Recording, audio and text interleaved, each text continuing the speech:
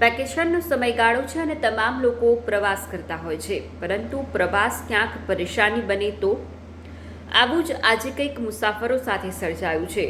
વાત વંદે ભારત ટ્રેનની, જે અવારનવાર કોઈને કોઈ કારણોસર ચર્ચામાં રહેતી હોય છે, સમાચારોમાં આવતી હોય છે. રસ્તામાં ઢોર અથડાવવાની વાત હોય કે પછી મુસાફરો અટકાવવાની વાત હોય, વંદે ભારત ટ્રેનનું નામ અવારનવાર સામે આવતું હોય છે. ફરી એક વખત આજરોજ તેને રિલેટેડ સમાચાર સામે આવ્યા છે. અમદાવાદથી મુંબઈ જતી વંદે ભારત ટ્રેન જે સુરતની અંદર 1 કલાક સુધી અટવાઈ. કારણ કે દરવાજો નહોતો ખુલી રહ્યો.